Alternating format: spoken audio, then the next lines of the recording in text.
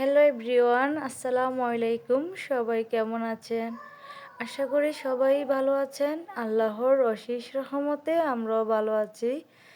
এই তো আজকের ভিডিওটা স্টার্ট করলাম মাছ বাজার থেকে।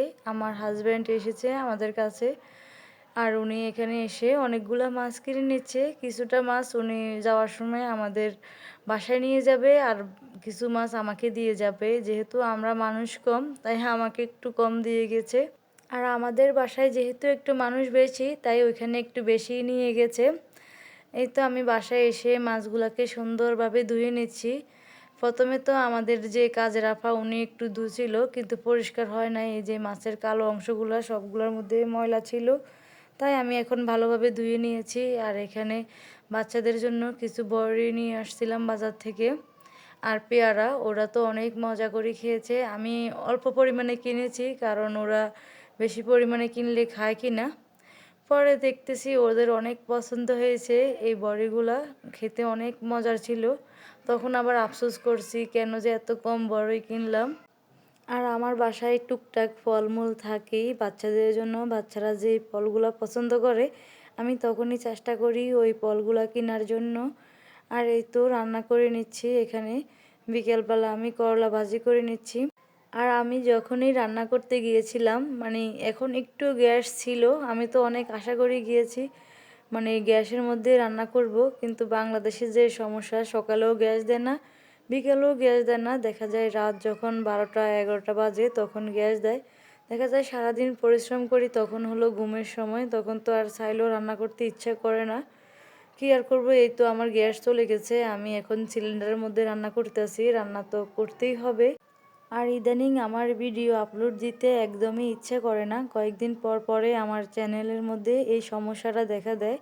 চ্যানেলের যে কমেন্ট বক্স, সেটা কেন জানি বন্ধ হয়ে থাকে। দেখেন, অনেক কষ্ট করেই একটা ভিডিও তৈরি করা হয়, তার মধ্যে কিছু সমস্যা দেখা দিলে আর ভালো লাগে না। ওই চ্যানেলের থেকে আমার রুচি উঠে যায় মনে হয়।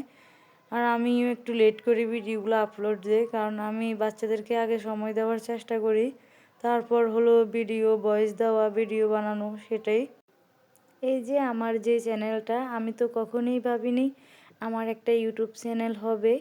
কিন্তু হঠাৎ করে একদিন আমার মাথায় এই ডিসিশনটা আসে, না আমি একটা ইউটিউব চ্যানেল খুলি। তারপর আর কি এই শখ করি এই চ্যানেলটা খোলা। আর আমার শখের জিনিসের মধ্যে যদি কোনো রকম সমস্যা হয়, সেটা আমার একদমই ভালো লাগে না। আবার দেখা যায় চ্যানেলের মধ্যে অনেকেই কমেন্ট করে বলে যে আপনি আমাকে সাপোর্ট করেন, আমিও আপনাকে সাপোর্ট করব। সেই অনুযায়ী আমি কিন্তু কারো কাছে সাপোর্ট চাই না, কিন্তু সে নিজে থেকেই বলে সাপোর্ট করার জন্য। সেই অনুযায়ী আমি তাকে সাপোর্ট করলাম, কিন্তু কয়েকদিন পর সে মনে হয় আমাকে আবার আনফলো করে দেয়।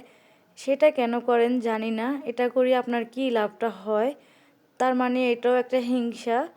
আমি তো আপনার কাছে সাপোর্ট চাইনি, আপনিই বললেন আপনাকে সাপোর্ট করার জন্য, তার জন্যই তো সাপোর্টটা হলো। কিন্তু দেখা যায় যারা চ্যানেল সাবস্ক্রাইব করে আবার আনসাবস্ক্রাইব করে দেয়, ওটা কিন্তু চ্যানেলের জন্য অনেক ক্ষতিকর। সেটা করবেন না। প্রয়োজনে আমাকে সাপোর্ট করার প্রয়োজন নেই, তারপরও আমার চ্যানেলটাকে আবার আনসাবস্ক্রাইব করবেন না। আসলে কিছুদিন ধরেই আমি এমনটাই দেখতে পাচ্ছি, আমার চ্যানেলের মধ্যে এই সমস্যাটা হচ্ছে। আমার চ্যানেল সাবস্ক্রাইব হচ্ছে, আবার পরবর্তীতে আনসাবস্ক্রাইব হয়ে যাচ্ছে। সেটা আমার ভালো লাগে নাই, তার জন্য আপনাদের কাছে একটু শেয়ার করলাম। এই যে পাশের বাসা থেকে আমার আপুর যা, আমাদের ভাবি ভাবি আমাদের জন্য সন্ধ্যার নাস্তা পাঠাইছে, আর আমার বাচ্চারা এই নাস্তাটা অনেক মজা করে খেয়েছে। এই তো পরের দিন সকালবেলা এখানে অনেকগুলো পরোটা বানিয়ে নিচ্ছি। পরোটাগুলো প্রয়োজন করে রেখে দিব। আর আসছিলাম আর কি গ্যাসে বানানোর জন্য, পরে গ্যাস চলে গেছে। 5টা বাজে গ্যাস চলে যায়। ফজরের নামাজ পড়ে রান্না করতে চেষ্টা করি, কিন্তু এই গ্যাসের যন্ত্রণা রান্না করতে পারি না। এই তো এখন আমি সিলিন্ডারের মধ্যে পরোটাগুলোকে একটু ছেঁকে রেখে দিব। যেহেতু আমরা মানুষ কম, তাই আমাদের জন্য এই কয়টা পরোটা অনেকগুলা হয়ে গেছে। এখানে আমি প্রায় 2-3 দিনের পরোটা একসাথে হালকা করে ছেঁকে নিলাম। আর এখন বাচ্চাদের জন্য একটু নাস্তা বানিয়ে নিব। এই তো এখানে আমি ডিম দিয়ে আমার মেয়ের জন্য একটা পরোটা ভেজে নিব, মানে ওই যে মোগলাইয়ের মতো করে নিব আর কি। আর আমার ছেলে মেয়েকে এইভাবে পরোটা দেওয়াতে ওরা অনেক বেশি পছন্দ করছে, ওদের কাছে ভীষণ ভালো লাগছে। আমার কাছেও এইভাবে পরোটা খেতে ভালো লাগে, যদি একটু মানে ঝাল ঝাল করে করা হয় আর কি, ডিমের সাথে পেঁয়াজ কাঁচামরিচ ধনিয়া পাতা দিয়ে করা হলে। ওরা যেহেতু পেঁয়াজ কাঁচামরিচ ধনিয়া পাতা খাবে না, তাই ওদেরকে মানে এমনিতে ডিম ভেঙে ওই ডিমের মধ্যে এখন এই যে পরোটা দিয়ে দিব। আর এইভাবে কিন্তু অনেক মজা করেই খেয়েছে তারা। আমি তো প্রথমেই ভাবছি আমার মেয়েটা একদমই খাবে না এইভাবে পরোটা দিলে, কিন্তু পরবর্তীতে দেখলাম ও অনেক মজা করে খেয়েছে, সেটা দেখে আমার বেশি ভালো লাগছিল। আর আমি এই পরোটা বানাইতে গিয়ে একটা ভুল করে ফেলছিলাম, সেটা হলো আমি ভাবছি চুলায় আগুন বন্ধ করে আমি রুমে এসে গেছি, কিন্তু আমি একদমই আগুন বন্ধ করি নাই। পরবর্তীতে এসে দেখতেছি চুলায় তো আগুনে জ্বলতেছে, আর প্যানের মধ্যে তো পরোটাটা আছে, এই যে একদমই মচমচে হয়ে গেছে। তার জন্য একটু খারাপ লাগছে, দেখেন কালারটা একদম মচমচা হয়ে গেছে। তারপরেও আমার বাচ্চারা মাশাল্লাহ অনেক মজা করে খেয়েছে, এভাবে সুন্দর করে কেটে দেওয়াতে তারা অনেক বেশি পছন্দ করছিল। এই তো সকালে তাদেরকে নিয়ে স্কুলে আসছিলাম, আর স্কুলে তারা ছিল, আর এদিকে আমি আর মানে আমার বাচ্চার বন্ধুর মা, আমরা ধর্মসাগর পাড়ে এসেছি। মানে স্কুলের পাশেই তো ধর্মসাগর পাড়টা, হাঁটতে হাঁটতে এদিকে আসছিলাম, এসে এখান থেকে বেলপুরি ছোট ফুচকা সেগুলো খেয়েছি। আর এখানে খুবই ভালো লাগে, আমাদের সকালবেলা এখানে আসা হয়, প্রত্যেক দিন তো আর ভিডিও করা হয় না, মাঝে মধ্যে করা হয়। এই তো ধর্মসাগর পাড়ের ভিতরে একটা দোকান, এখানে কিছু কসমেটিক্স ছিল, আর আমরা এখানে একটু ফিঙ্গার রিংগুলো দেখতেছি আর কি, ভালো লাগলে নিয়ে নিব। আমার তো মানে গোল্ডেরগুলা ওইরকমভাবে পরা হয় না, যেহেতু এগুলা লুজ হয়, হাতের মধ্যে ফিটিংস হয় না, সেই জন্যে আর পরা হয় না। আর এই যে শপিং মলে চলে এসেছি আমি আর ওই ভাবিটা। আর ভাবি এখানে ব্যাগ চয়েস করতেছে, ওনার নাকি এরকম একটা ব্যাগ লাগবে, কিন্তু এখানে অনেক দাম।